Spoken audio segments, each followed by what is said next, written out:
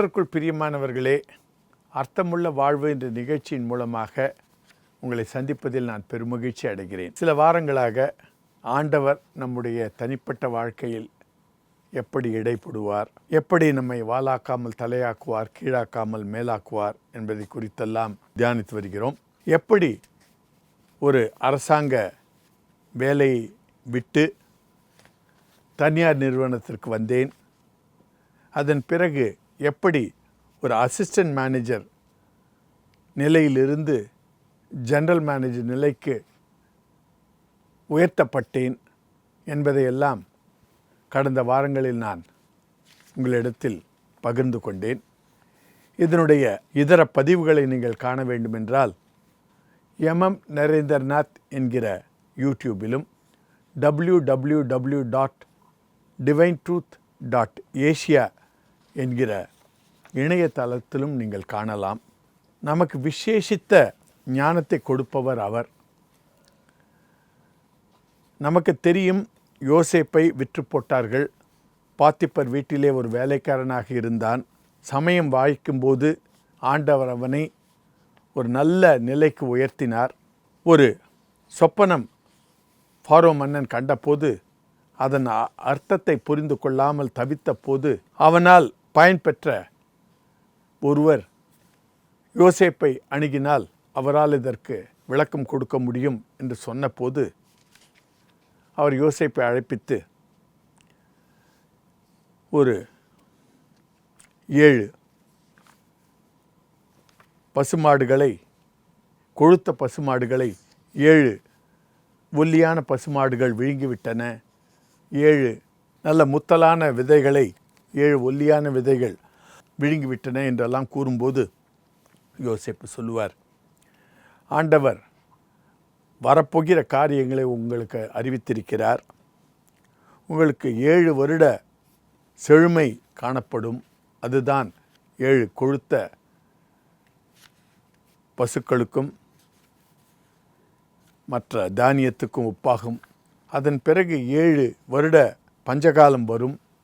ஆண்டவர் உங்களுக்கு இதை முன்கூட்டியே உணர்த்தியதால் இந்த நல்ல காலத்திலே நீங்கள் பஞ்சகாலத்தில் வருவதற்காக சேர்த்து வைத்து கொள்ளுங்கள்.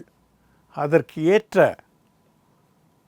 ஒருத்தரை நீங்கள் நியமித்து அதை சேர்த்து கொள்ள வேண்டியது அவசியம் என்று சொன்னபோது ஃபாரோ மன்னன் மற்றவர்களிடத்தில் கேட்பார், இவரை விட நாம் யாருக்கு இந்த பொறுப்பை ஒப்படைக்க முடியும் என்று சொல்லி அப்படியே அவரை எனக்கு அடுத்தது நீதான் என்று கூறி இந்த பொறுப்பை உம்மிடத்தில் ஒப்படைக்கிறேன், நீ இதை பொறுப்பெடுத்துக்கொள் என்று சொல்லுவார். 7 வருடங்கள் செழிப்பிற்கு பிறகு 7 வருடங்கள் பஞ்சகாலம் இருந்தால் நாம் சொல்லுவோம் ஒரு 7இல் ஒரு பாகத்தை சேமித்து வைப்போம் என்று. ஆனால் கடவுள் கொடுத்த ஞானத்தினாலே யோசேப்பு 20% சேர்த்து வைப்பார். 1/5 பகுதி சேர்த்து வைக்கும்போது அங்கு பஞ்சகாலம் வரும். 7 வருட செழிப்பிற்கு அப்புறம் ஒரு 7 வருடம் பஞ்சகாலம் வரும். பஞ்சகாலம் வரும்போது எல்லோரும் தங்களுக்கு இருக்கிற பணத்தை கொண்டு வந்து தானியத்தை யோசேப்பிடத்தில் வாங்கி கொள்வார்கள். என்றால் ஃபாரோ மன்னன் சொல்லிவிட்டார், தானியம் வேண்டுமென்றால் யோசேப்பிடத்தில் சென்று அணுகுங்கள் என்று. அவர்கள் இருக்கிற பணத்தை கொடுப்பார்கள். அதன் பிறகு இருக்கிற கால்நடைகளை கொடுப்பார்கள். அதன் பிறகு இருக்கிற நிலத்தை கொடுப்பார்கள். கடைசியிலே எங்களுக்கு ஒன்றுமே இல்லை என்று சொல்லும்போது யோசேப்பு அவர்களுடைய நிலத்தை அவர்களிடத்தையுமே கொடுத்து விட்டு அதற்கு வேண்டிய தானியத்தையும் கொடுத்து, நீங்கள் உழுது கொள்ளலாம், ஆனால் வரும் தானியத்திலே 20% ராஜாவுக்கு கொடுத்து விடுங்கள் என்று அருமையான ஆலோசனையை கொடுத்து அவர்களுடைய உயிரையும் காப்பாற்றுவான், ராஜாவுக்கும் ஒரு வருமானத்தை கொண்டு வந்து சேர்ப்பான். எனக்கு ஜெனரல் மேனேஜர் பொறுப்பு கிடைத்தவுடன் கன்சல்டன்ட்டிடமெல்லாம் நான் போய் வாட்டர் ட்ரீட்மெண்ட்டுக்காக வேலையை கேட்கும்போது அவரிடத்தில் மற்ற வேலைகளும் ஏதாவது இருக்கிறதா என்று கேட்பேன். ஒரு முறை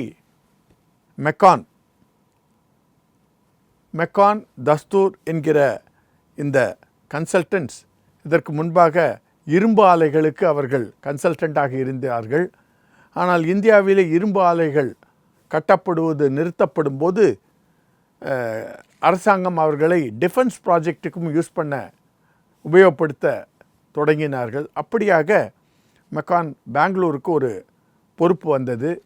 அவர்களுக்கு research centre Imarat, RCI Imarat என்று ஹைதராபாத்தில் ஒரு பெரிய இராணுவத்துக்கான ஒரு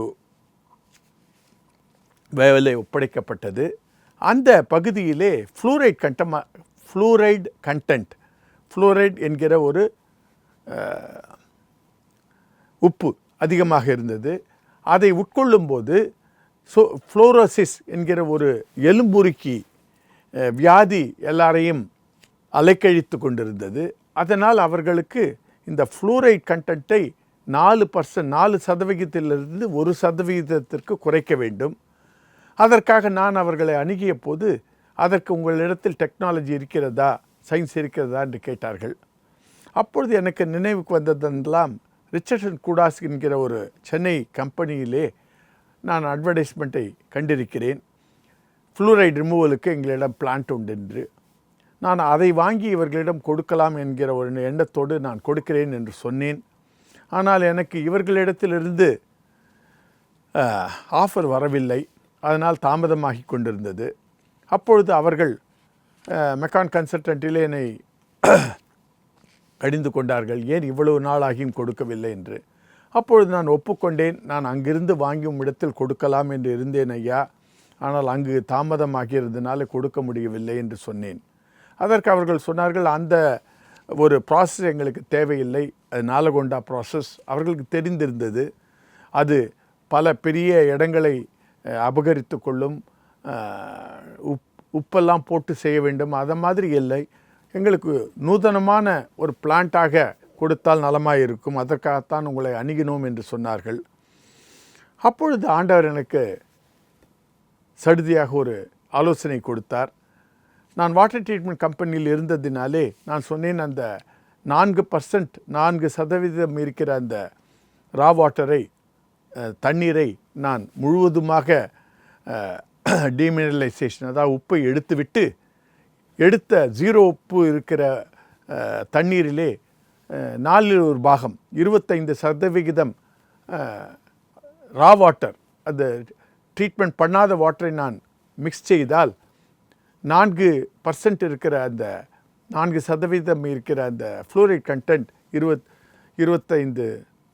4% இருக்கிற அந்த ஃப்ளூரைட் கண்டென்ட் 1% குறைந்துவிடும்.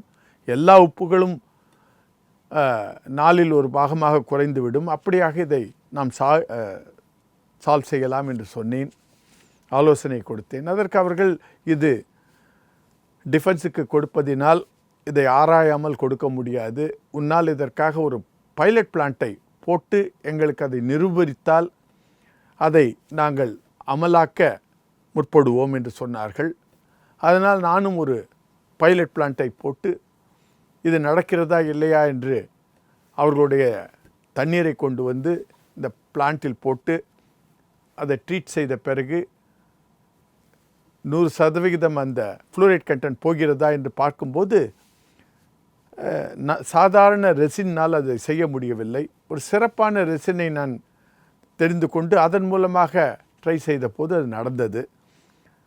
அப்பொழுது அதை அவர்களிடத்தில் போய் சொன்னேன், இப்படியாக நான் ஒரு புதிய ரெசினை ட்ரை செய்யும்போது மொத்தமாக 100% எடுக்க முடிகிறது, நான் 25% ட்ரீட் செய்யாத தண்ணீரை கலக்கும்போது 4% 1% ஆகிவிடும் என்று அவர்களுக்கு ஒரு வாக்குறுதி கொடுத்தேன். அவர்களும் வந்து அந்த டெஸ்டை எல்லாம் விட்னஸ் செய்தார்கள்.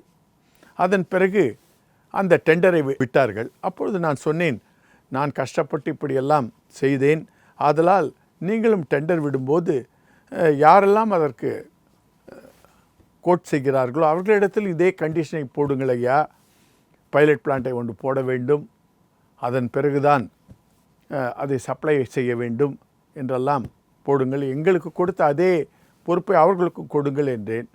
இதனால் ஒன்று இல்லை என்றால் எங்களிடத்தில் வாங்கி அதை கொடுக்க சொல்லுங்கள் என்று சொன்னேன்.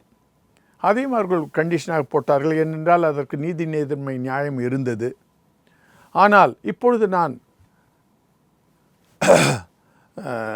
கோட் செய்யும்போது பெரிய பெரிய கம்பெனிகள் எல்லாம் அதற்கு கோட் செய்து கொண்டிருந்தன. அவர்களுடைய ஓவர் ஹெட்ஸ், அவர்களுடைய நடத்தும் ஓவர் ஹெட்ஸ் என்னும்போது அந்த கம்பெனி அவர்களுக்கு நடத்துவதற்காக வேண்டிய செலவுகள் அதிகம். என்னுடைய கம்பெனிக்கோ அது குறைவு. அப்படியாக இருந்தபோது அந்த ப்ராஜெக்டை எனக்கு கிடைப்பதற்கு அதிக அவகாசம் இருந்தது. அதுவும் இல்லாமல் அதுவரை கன்சல்டன்ட் 100% அதற்கான பணத்தை ப்ராஜெக்ட் முடிக்கும்போது கொடுப்பார்கள். எங்களுக்கோ அந்த அளவிலே 100% இன்வெஸ்ட் செய்துவிட்டு காத்திருக்கக்கூடாத நிலை. ஏனென்றால் அது மற்ற பைப்பிங், பம்ப்ஸ், மோட்டார்ஸ் எல்லாற்றையும் சேர்க்கும்போது ஒரு 60-70 லட்சம் அந்த காலத்திலே, நான் சொல்லுவது 80லே, மிடில் 80s அதிகமாக இருந்தது. அப்பொழுது என்னுடைய நிறுவனம் சொன்னார்கள், அவர்கள் ப்ரோரேட்டா பேமெண்ட், ஒரு பொருளையும் கொடுக்கும்போது அவர்கள் பணம் கொடுத்தால் நாம் இதில் கலந்து கொள்ளலாம், ஒட்டுமொத்தமாக ப்ராஜெக்டை முடிக்கும்போது தான் கொடுப்பார்கள் என்றால் நம்மால் கலந்து கொள்ள முடியாது என்று சொன்னார்கள். ஆனால் கன்சல்டண்ட்டோ இல்லை, ஒட்டுமொத்தமாகத்தான் டிஃபென்ஸில் கொடுப்பார்கள், பகுதியாக கொடுக்க மாட்டார்கள் என்று சொன்னார்கள். அப்பொழுது அவ்வளவு சமயம் நான் செலவு செய்த பிறகும் இந்த ஆர்டரை என்னால் எடுத்துக்கொள்ள முடியாத நிலையில் இருந்தேன். ஒரு சமயம் இதை நான் கன்சல்டன்ட்டிடம் சென்று சொன்னேன், ஐயா, எங்களால் இந்த 100%த்தையும் வேலை முடிந்த பிறகு எடுத்துக்கொள்வது என்பது சாத்தியமல்ல. அதனால் நாங்கள் இந்த கொட்டேஷனிலிருந்து விலகுகிறோம். ஆனாலும் நீங்கள் ஜாக்கிரதையாக இருக்க வேண்டும். ஏனென்றால் ஃபைனான்ஷியல் காஸ்ட் என்று ஒன்று உண்டு. இதற்காக எல்லோரும் கடைசி வரை இருந்து அந்த பணத்தை பெற்றுக்கொள்ளப் போகிறார்கள் என்றால் அதற்கு வேண்டிய கூடுதலான ஒரு பணத்தையும் அதிலே போடுவார்கள் என்று அவர்களுக்கு எச்சரித்தேன். அதன் பிறகு ஒரு நாள் நான் அங்கு போன போது அவர்கள் சொன்னார்கள், நாங்கள் டிஃபென்ஸிலே சொல்லி இதை ப்ரோரேட்டா பேமெண்ட்டுக்கு ஒப்புதல் வாங்கியிருக்கிறோம், அதனால் நீங்கள் கோட் செய்யலாம் என்று சொன்னார்கள். அப்படியாக நான் கோட் செய்து அந்த 60 லட்சத்துக்கு அந்த ஆர்டரை பெற்றுக்கொண்டேன். அதுதான் எங்களுடைய முதல் படி. வாட்டர் ட்ரீட்மெண்ட்டை விட்டு வெளியிலே சென்று பல பைப்பிங் ப்ராஜெக்ட்ஸ், 100% வாட்டர் ட்ரீட்மெண்ட்டை விட்டு இதர இன்ஜினியரிங் ஃபீல்டிலும் போக அது ஏதுவாக இருந்தது. அதை படியாக கொண்டு பல படிகளை பிற்காலத்தில் ஏற ஆண்டவர் அனுமதித்தார். இந்த பிஸ்னஸின் மூலமாக இன்னும் பல பிஸ்னஸ்களில் நாங்கள் நுழைய இது ஒரு பெரிய அடிக்கல்லாக இருந்தது. நன்றி, வணக்கம். என்னடா யோசிக்கிற? அவங்கள மாதிரியான சர்வீஸ் அண்ட் அப்ரோச்சை நீ பார்த்துருக்கவே முடியாது. 3 வருஷத்துக்கு முன்னாடி நான் பார்த்துருக்கல, இப்போ நான் பார்க்குறேன்ல. How confident I am because I have taken a right decision. எக்கனாமிக்கல்டா, இன்சூரன்ஸ் கூட கிளைம் பண்ணிக்கலாம். ப்ரீமெச்சூர் பேபிஸ்லேருந்து ஓல்ட் ஏஜ் பீப்புள் வரைக்கும் விசிட் பண்ணுற ஒரு இடம். அந்த அங்கிள் நம்பரை வாங்கி தரேன். அந்த அங்கிள் தான் எனக்கும் ஹெல்ப் பண்ணாரு.